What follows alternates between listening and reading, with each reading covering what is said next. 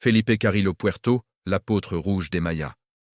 Au cœur du sud-est du Mexique, là où la jungle rencontre la mer et où l'histoire résonne encore en langue maya, naquit un homme qui osa défier le pouvoir, un visionnaire qui rêvait de justice sociale pour son peuple, Felipe Carrillo Puerto. Felipe Carrillo Puerto naquit le 8 novembre 1874 à Motul, dans le Yucatan.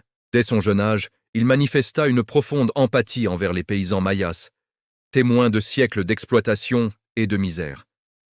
Alors que le régime porfiriste consolidait les grandes haciendas de Henequen, Carrillo Puerto voyait la souffrance de son peuple et décida d'agir. Inspiré par les idées socialistes et libérales, il fonda des clubs politiques et fut emprisonné à plusieurs reprises pour ses convictions.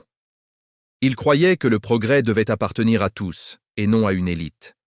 En 1922, après le triomphe de la Révolution dans le Yucatan, Felipe Carrillo Puerto devint gouverneur. Son gouvernement marqua une nouvelle ère. Il encouragea l'éducation, les droits des femmes et le respect de la culture maya. Il créa des écoles rurales, traduisit les lois en langue maya et permit, pour la première fois, le vote des femmes aux élections municipales. Sa devise était claire: nous n'abandonnerons jamais la lutte pour les humbles. Carrillo Puerto impulsa la réforme agraire, les syndicats ouvriers et l'alphabétisation des communautés indigènes.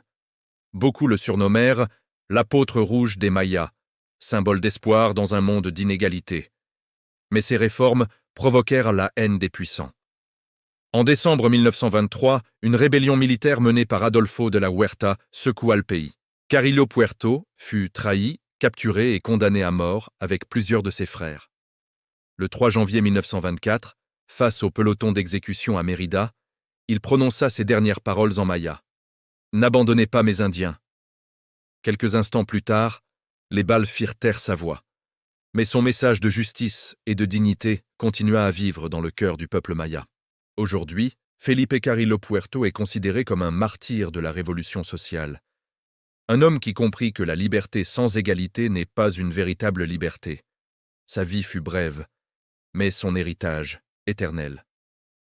De Motul à toute l'Amérique latine, le nom de Felipe Carrillo Puerto reste une source d'inspiration pour un Mexique plus juste, plus humain et plus solidaire.